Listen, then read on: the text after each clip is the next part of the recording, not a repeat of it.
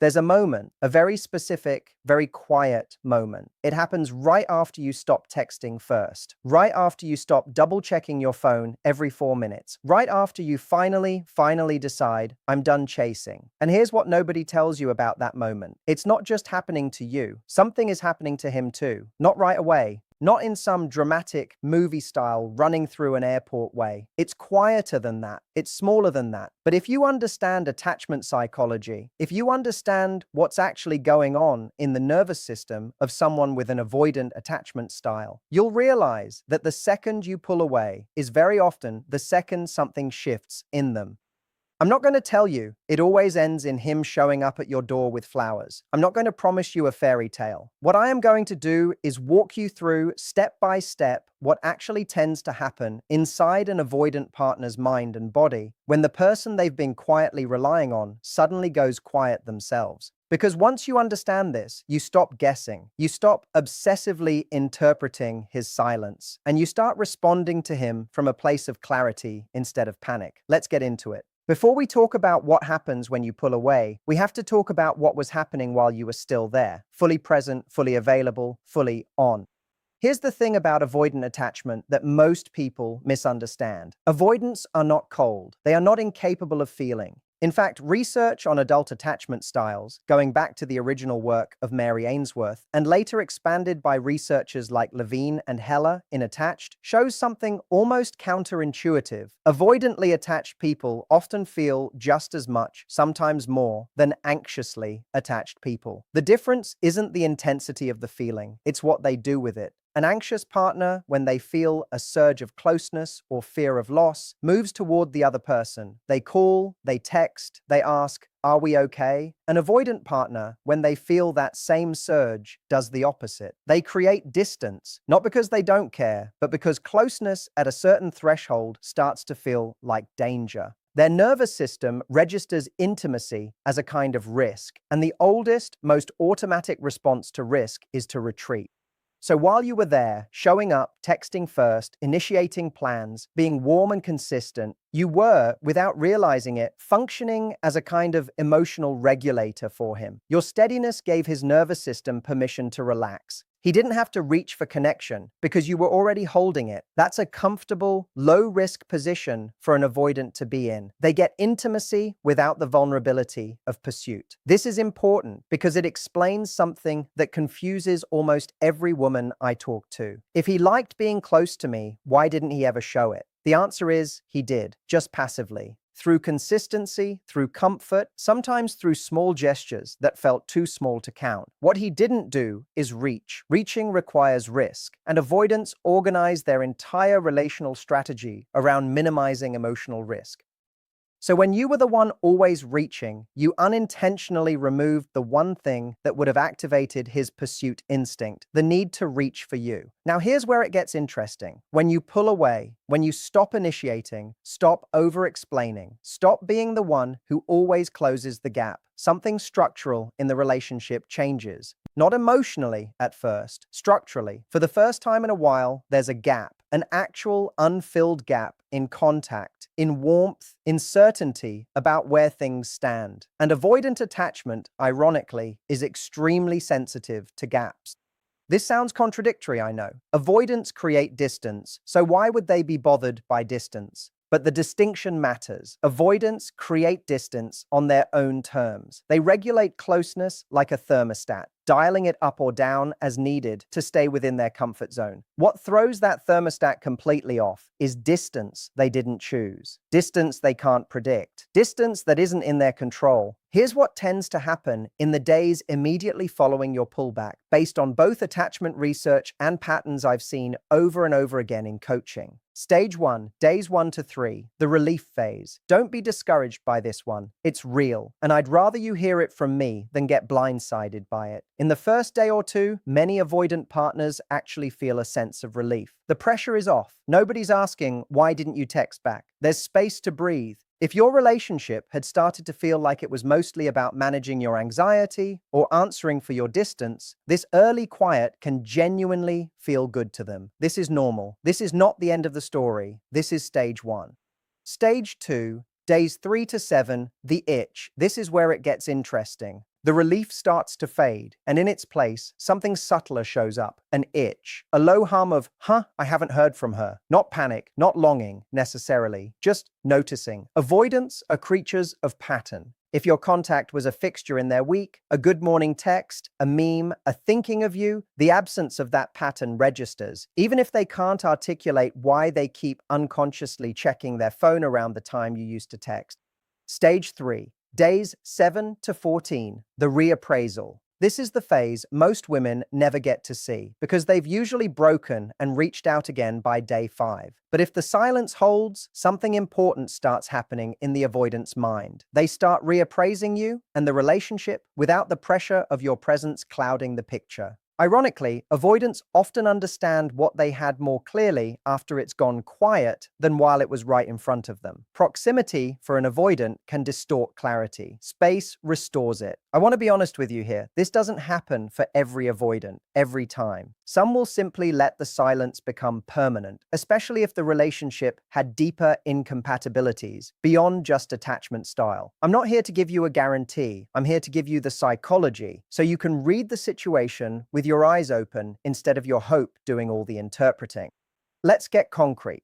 What does this actually look like behaviorally? Based on both the research on avoidant attachment and patterns I've watched play out in real relationships, here are 6 things that tend to happen quietly, often without the avoidant even admitting it to themselves. Number 1, the phantom check-in. They'll open your chat thread, not to text, just to look, to see the last message, to see if you're online. This is one of the most common and most underreported behaviors because it leaves no trace. You'll never know it happened unless they tell you, and they almost never do because to them, it feels like a small, almost embarrassing admission that they care.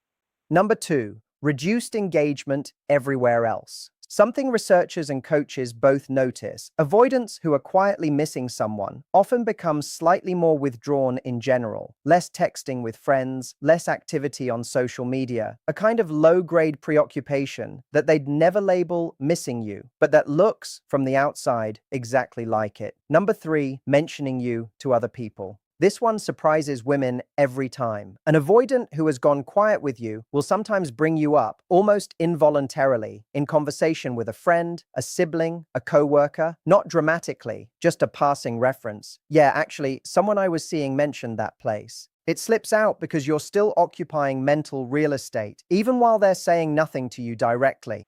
Number 4, testing the waters indirectly. Some avoidants won't reach out directly, but they'll do the modern equivalent of walking past your window, liking an old photo, viewing your story, showing up as recently active right after you've posted something. It's a low-risk way of signaling I'm still here without the vulnerability of an actual message. Number 5, overcorrecting with control. For some avoidants, especially those with a more dismissive style, the itch shows up not as softening, but as an urge to regain control of the narrative. A short, low-effort text like, "Hey, how's it going?" that isn't really an attempt to reconnect emotionally, but an attempt to check that they still could reconnect if they wanted to. This is worth naming because it's easy to mistake for real re-engagement when it's often more about reassurance for them than genuine repair. Number 6, a private reassessment of the relationship's value. This is the one that matters most, and it's the hardest to observe from the outside because it happens entirely internally. Multiple attachment researchers have noted that avoidant partners often engage in something called deactivating strategies while a relationship is active, mentally minimizing their partner's positive qualities, dwelling on flaws, imagining alternative options, specifically to keep themselves from feeling too attached. When the relationship goes quiet, and especially when there's a real risk of losing it, this process can reverse. The flaws that felt magnified suddenly feel smaller. The qualities they minimized come back into focus. This is often the real engine behind an avoidant reaching back out. Not a textbook epiphany, but a quiet internal correction that happens over days, not minutes. I want to pause here and say something important. None of this is a guarantee that he'll come back. And none of it means you should sit around waiting for him to. What I'm describing is a psychological pattern, not a formula. Some avoidants go through exactly this and still don't return, especially if too much damage was done or if the relationship had already run its course for other reasons. This is about understanding the mechanism, not manufacturing an outcome. Now, I have to say something that might be a little uncomfortable because I think it's the difference between healing and manipulation, and I never want to blur that line. Everything I've described only unfolds authentically if your pulling away is real, if it's rooted in genuine self-respect, in genuinely deciding you deserve consistency and choosing to stop performing effort in a relationship that wasn't reciprocating it. Then it tends to read, on some level, as authentic to the avoidant partner, even if they can't articulate why. But if the pulling away is a performance, a calculated silence designed purely to trigger him, while you're secretly checking his Instagram every hour and rehearsing what you'll say when he texts back, that energy tends to leak.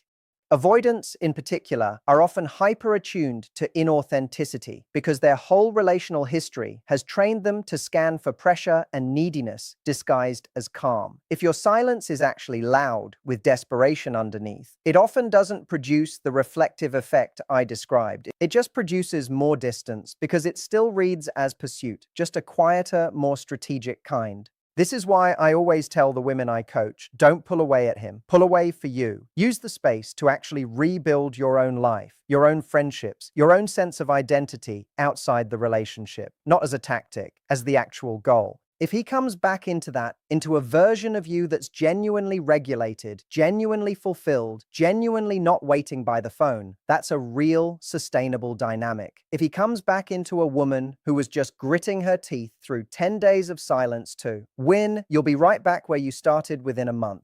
Let me give you the mistakes I see most often, because avoiding these matters just as much as understanding the psychology. Mistake 1. Breaking the silence too early with an emotional message. I understand the urge. The itch works both ways. You're feeling it too. But a long, emotionally loaded message sent on day 4 undoes the entire process because it reinserts you as the pursuer right at the moment his own reflective process was starting to kick in. Mistake 2. Monitoring him obsessively. If you're spending your space refreshing his Instagram every 20 minutes, you are not actually creating space. You're just doing surveillance instead of texting. Your nervous system needs the real thing, actual distance, actual redirection of your attention, for this to work either for your own healing or for shifting the dynamic.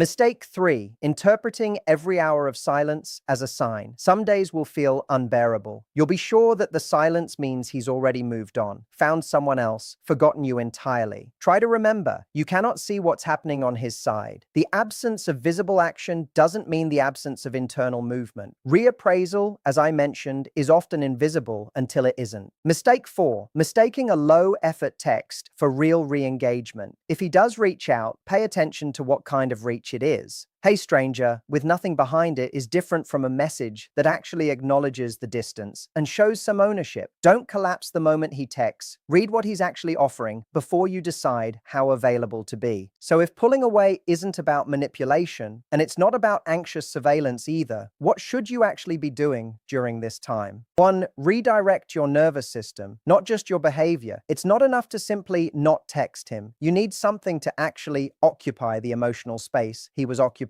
That might be reinvesting in friendships you let slide. It might be a project, a class, a physical routine, something that gives your brain a genuine alternative source of stimulation and reward, so you're not just white-knuckling the silence. 2. Get honest about what you actually want long-term. Space isn't just a waiting room. Use it to genuinely ask yourself, even if he does come back and start reaching for you, is this a relationship you want to keep investing in? Sometimes clarity in this window points not toward reconciliation, but toward confirming that you're better off. Both outcomes are valid, and both are worth knowing before you re-engage.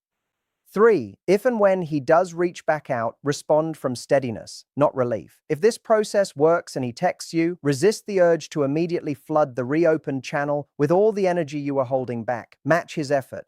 Let him show you, through consistency over the following days and weeks, that this is a real shift and not just a momentary itch scratched and then dropped again. 4. Remember, this is diagnostic, not just strategic. However he responds to your space, whether he reaches back with real effort, sends one hollow text and disappears again, or never reaches out at all, that response is information. It's telling you something true about where you actually stood, information that was very hard to access while you were the one doing all the reaching. Use it, don't argue with it. Here's what I want you to walk away with today. The moment you pull away isn't nothing to him. For a lot of avoidant partners, it's actually the first moment the relationship becomes fully real to them, because for the first time, its continuation isn't guaranteed by your effort. Whether that leads him back to you or simply leads him to confirm he wasn't ready for what you needed, either way, it gives you something you didn't have before, clarity instead of a guessing game. I can't promise you he'll come back. Nobody honest can promise you that. What I can tell you, based on the psychology and based on watching this pattern play out again and again, is that your silence is very rarely as invisible to him as it feels to you in the moment. Your job right now isn't to manufacture his reaction. It's to become someone whose peace doesn't depend on it either way. If this helped you make sense of where you're standing right now, subscribe. I put out videos like this every week to help you understand exactly what's happening on the other side of these dynamics, so you can navigate them with a clear head instead of an anxious one. And if you want to go deeper on how to actually rebuild security after an avoidant relationship, I've got a video linked right here that walks you through exactly that. I'll see you in the next one.